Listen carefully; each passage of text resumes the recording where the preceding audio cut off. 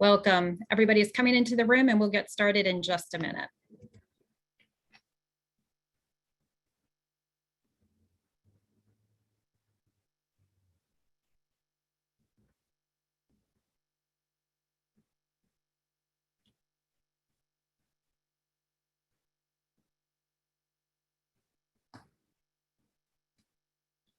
Welcome to the annual meeting. We're letting everybody flow into the room and we will start in just 1 minute.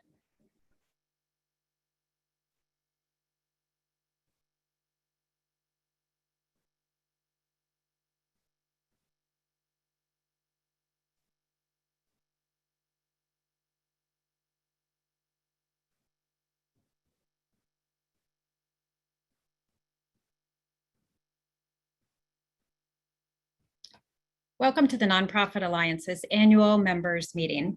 I'm Shannon McCracken, CEO, and pleased to be joined today by our chairman of the board, David Whitehead. On behalf of our board and our staff, we appreciate your time and your interest and your attention today. Here's what we're going to be talking about over our next little bit of time together. We're going to start with a reminder of who we are and who we represent.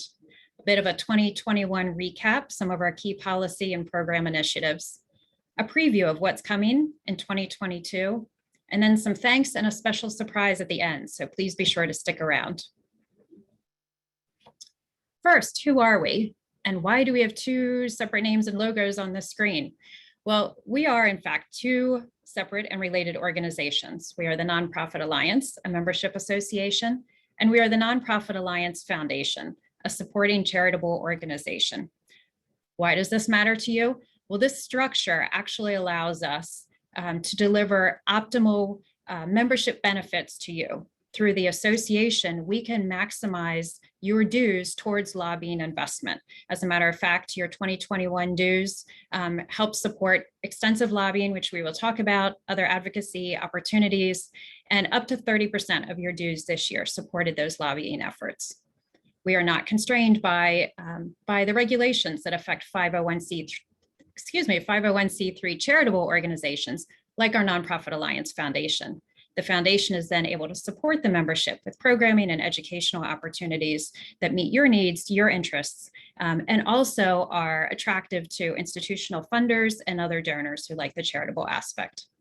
We have two very active councils within the Nonprofit Alliance Association. The Adrifco Council, which was formerly a freestanding organization of Fundraising Council, and our Catholic Development Council, which is comprised of both nonprofit and commercial entities working in the Catholic and faith space.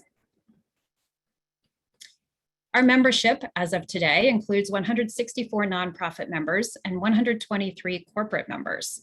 This is about a 57-43% split. We always will be striving towards a split of about this breakup, with more nonprofits than corporates, but certainly ample corporate representation in the room for agencies, consultants, and partners to work across the scope of services that support the nonprofits. Likewise, our nonprofits represent quite a breadth of missions, from the faith organizations that I mentioned, environmental, veteran, human services, the list goes on, and we're so grateful to have so many of you participate with the Nonprofit Alliance. Our board leadership follows that same 57-43 split in our 2022 voting members, with 11 nonprofit representatives and 8 corporate representatives. And David, I'm really pleased to have you here today to make some special announcements about our board elections. We held our first elections since our 2018 founding this year, and you have some other news to share as well about some board transitions. Yes, I do, and thank you, Shannon. And just to remind folks, and those who are on the board know this, it's just incredible the kind of requests we make of our board members. Our board members are active. We have from a startup to now growing a relevant and viable organization has been extraordinary. It's been a great path, and so it's nice that we will continue with that leadership going forward. And so I'm excited to announce that we have 2 new members of the board. Jennifer Belat, who is the Executive Vice President of Client Strategy at Pursuant, And for those of you who know Pursuant, great partner in the industry. I've worked closely with Pursuant as a member of AFP and other organizations, but Jennifer brings a deep experience in the nonprofit sector, including in her role as Senior VP of Integrated Marketing at Easter Seals. So we're very, very pleased to have Jennifer join us. And then Kara Ramirez Mullins, who's the Chief Advancement Officer with National Geographic, and has joined as a new nonprofit member, which is an extraordinary brand, obviously, with National Geographic. But Kara also deep experience and leadership in nonprofits through her role at the University of Virginia, the Brookings Institution, and Phillips Collection. So we're very pleased to have both Jennifer and Kara join us as new board members. With that, we have a number of returning board members. Marie Adolph, who actually came in to replace Larry May when he retired from the board. And so Marie is the Senior Vice President of Program Development and Marketing Edge. Very excited to have Marie on board. Brian Cowart, who is the Chief Development Officer at DAV. Very active in our Government Affairs Committee as the co-chair and is one of our executive advocates. I mean, he is the person that we call on in regards to policy issues. So glad that Brian is continuing. Jeannie Green, Vice President of Data Solutions at Epsilon, SVP of Data Solutions, and is looking forward to a role on rebooting our ethics committee with particular insight on data usage and so how we know your partner, know your client frameworks. And so we're incredibly grateful that Jeannie will continue as a board member. And then Denny Meyer, who will be changing roles a bit, going from an active member to emeritus status. And those of you know, Denny Meyer is a founding board member, serves as the Driftco Council Advisory Board, where he's chair of the ethics committee, and he's on the TNPA marketing comms committee, and instrumental in bringing together TNPA, CDC, and Aldi for the upcoming Faith and Fundraising Conference. Denny is just incredibly active, and in fact was the individual who called me 3 years ago to talk about the future and what TNPA represented as a potential for the organization. And so I'm incredibly grateful that Denny will continue in this emeritus role and will continue in influencing the future of TNPA. We have a couple of people to thank, and I mentioned Larry May retired as SVP of Strategic Development at Data Axle, founding board member and Government Affairs Committee, and is he's one of our icons in the industry, one of the most active champions. Founding board member, was so influential in getting TNPA up and off the ground. And he has just been supportive with his extensive network of clients and colleagues.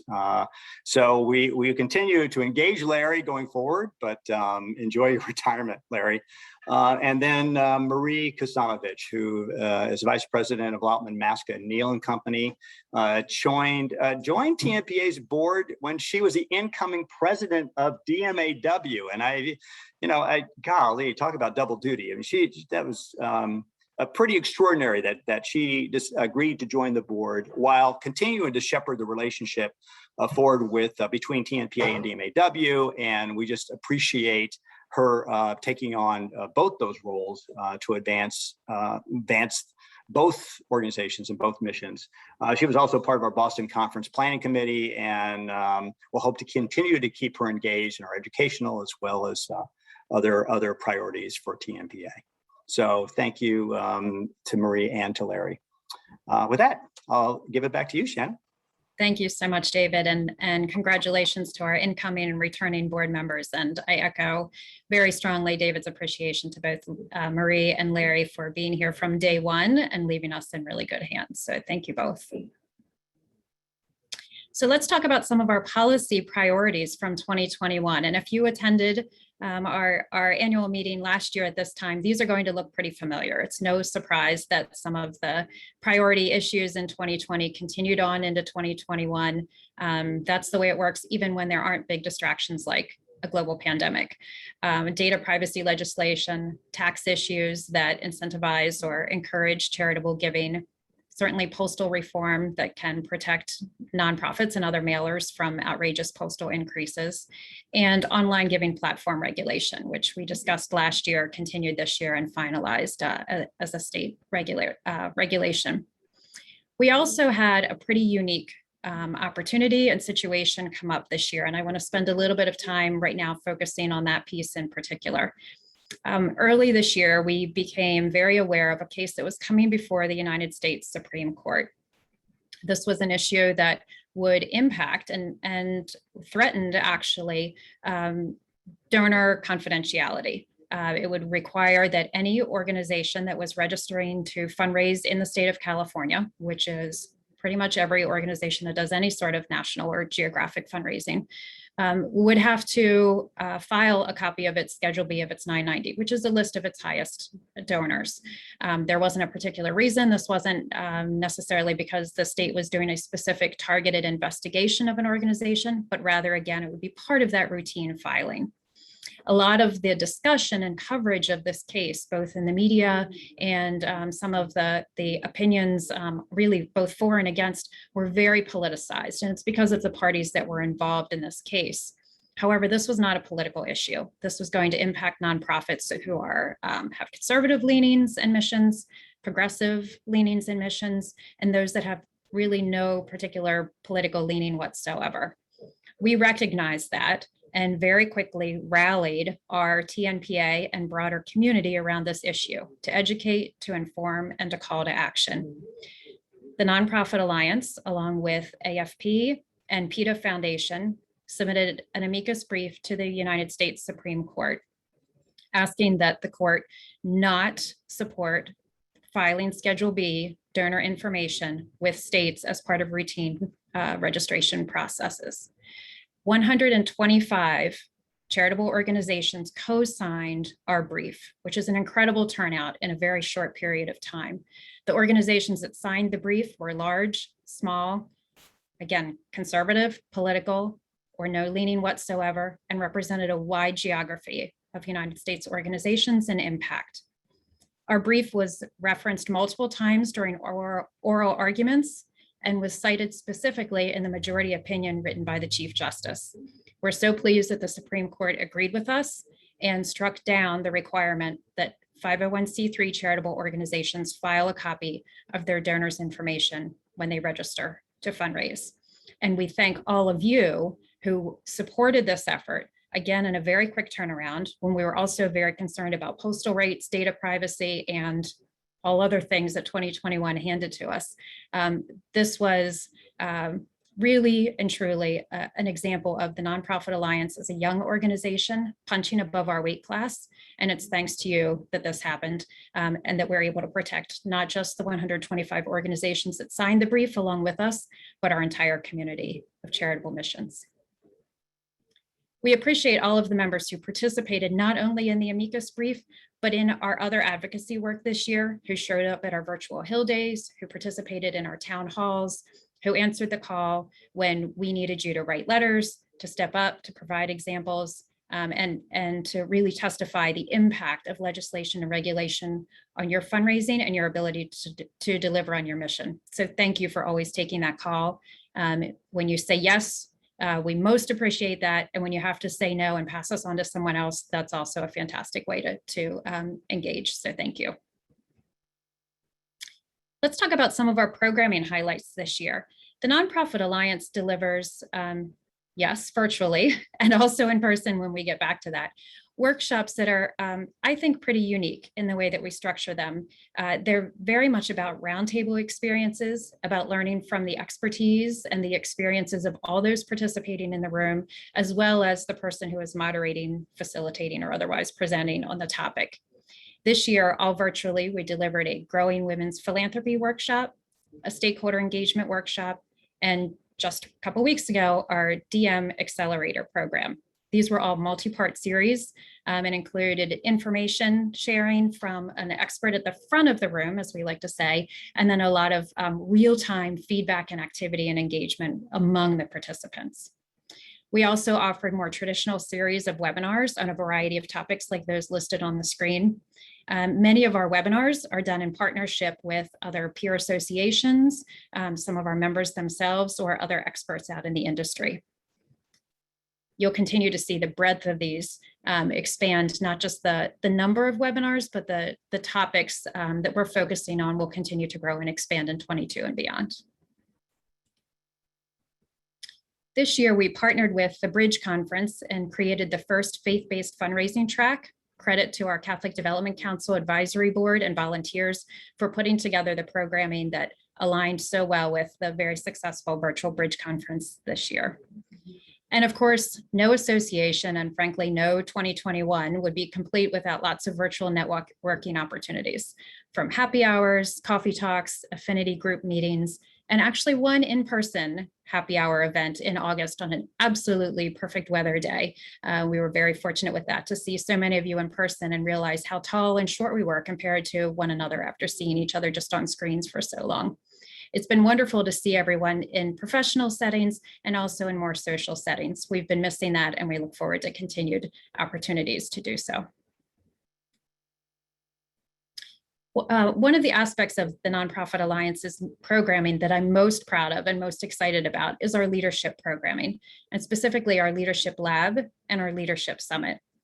Our Leadership Lab launched in January and is an entirely virtual offering. It is year-round, 365 days a year, and it's a connection and a cohort of peers within the sector, both nonprofits and corporate partners.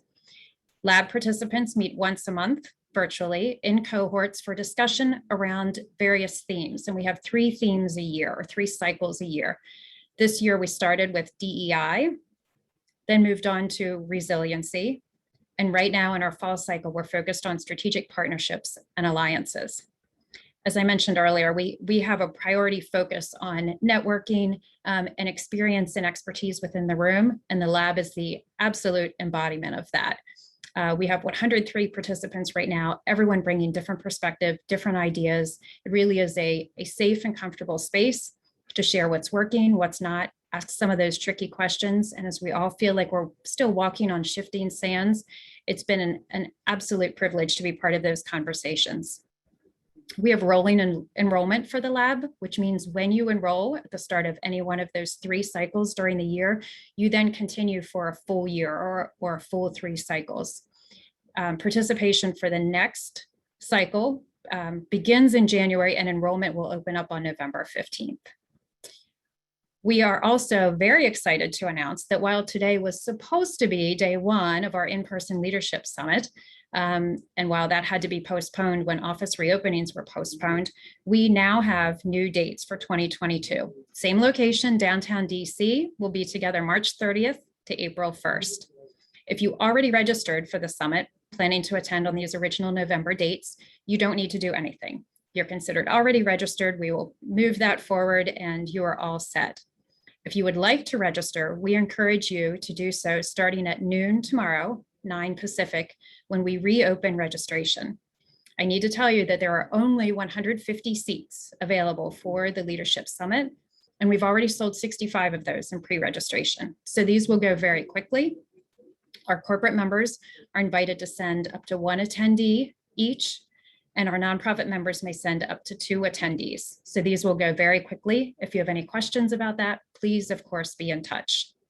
You can find both of these events on our website, tnpa.org, under the Events tab up in the navigation bar.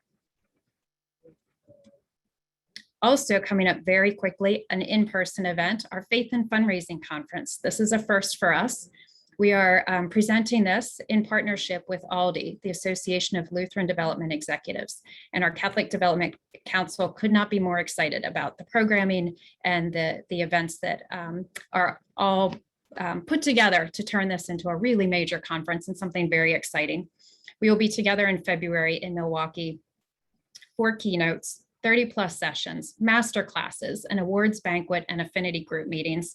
And frankly, just the fact that we can be back together and seeing each other for the first time in person is exciting enough, but also that we can expand our network to meet the members from Aldi and from other faith-based groups beyond our own Catholic Development Council. You do not need to be part of the council to register. Early bird registration ends November 15th. So please, again, come to our website, tnpa.org, and look under the events tab for our Faith and Fundraising Conference 2022. I'm proud to share some updates around our DEI initiative, and we shared a lot about the launch of our initiative at our annual meeting and elsewhere last year.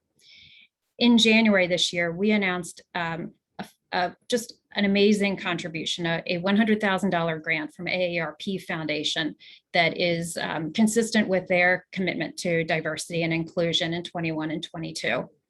Their support has allowed us to develop a DEI initiative logic model, to create the cultural calendar that we've distributed out and you can find on our website. This is a calendar you can import into your own Outlook or Google calendars, and we'll track not only the federal holidays and the Christian holidays that we all know about and kind of plan around, but also there's other cultural holidays that maybe are not as recognized but are important to acknowledge or schedule around when we're looking for mandatory meetings, for travel commitments, frankly, just to recognize days that may be important or meaningful for our staff. The grant also helped us launch leadership programming, including the DEI topic or theme in our leadership lab this year, and design and prepare to launch an internship program. Our internship program will pilot in 2022 here in Washington, D.C., and roll out. The pilot will continue for 3 years as we roll out to other cities and expand the number of students participating. The concept of the internship program actually was born out of the Leadership Summit in 2019 in Tucson in a DEI focus group there. As we were talking about some of the needs and the opportunities of the nonprofit sector, the idea of identifying and cultivating young talent, bright, promising college students with diverse or non-traditional backgrounds, and introducing or creating a path for them to come into careers in the nonprofit sector was identified as great value to all of us and an opportunity for TNPA to do something on behalf of the whole sector and really fill a need that wasn't being filled or completely filled elsewhere. We loved the idea, wanted to run with it, but also had to hit pause and recognize that we needed to do our own DEI work internally with our board, with our staff, with our membership before we were ready to do that. And so that work began first. And then this year, sort of behind the scenes, we've been doing a lot of this planning and looking forward to bringing it out into the public and into reality in 2022. We're also identifying a partner who can work with us to help us speed up the process and ensure that we're using best of breed opportunities and learnings from others who have gone before us in creating successful internship programs. Please look for additional announcements and updates from us early in 2022.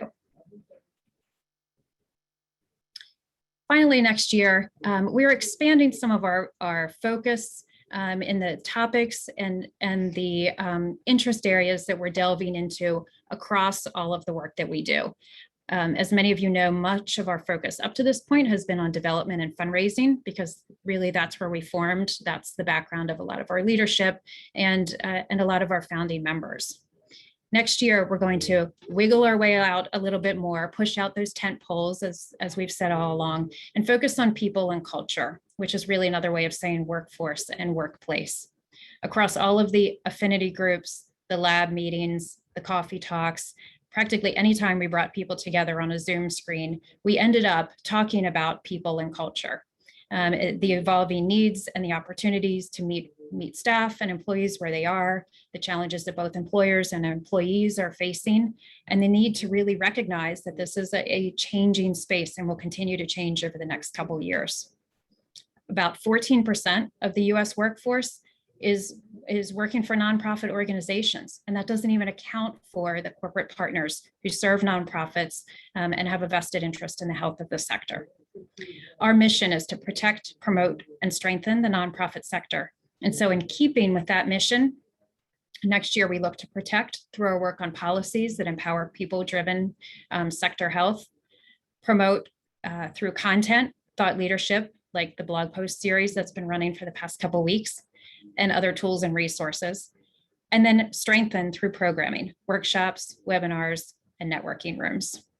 We look forward to your input on this. If you have thought leadership, if you have resources, if you have ideas and questions, or if you have needs and don't know where to go around the people and culture concept, we welcome your feedback and would love to speak with you more. Finally, and not finally, it's the start and finish of everything that we do, and everything we should do is gratitude to the many, many, many people that make the Nonprofit Alliance and the Nonprofit Alliance Foundation's work possible. Our membership, marketing, government affairs committees, all of the volunteers, our advisory board members for both the DRIFCO and CDC, the conference planning committee for faith and fundraising that I think meets every single day in some form or format as we're ramping up for February, our leadership lab and our summit steering committees, our workshop facilitators, our webinar presenters, our executive advocates who are on call when we need them, like Brian Cowart, our coffee talk moderators, our guest blog authors, all of our amazing and generous sponsors, and every single member. Many of you attending our meeting today are already members, and we thank you for that support. We appreciate our founding members and our brand new members, and we also appreciate those of you who are attending today and our prospective members. We look forward to welcoming you to the TNPA community. David, we have one last surprise to share. Are there any other comments you want to make before we do so? No, I'll just add my own thanks. What an incredible organization, what incredible leadership. And it's because of that entire list, it's why we're able to do what we can do. Absolutely. Yes. Thank you.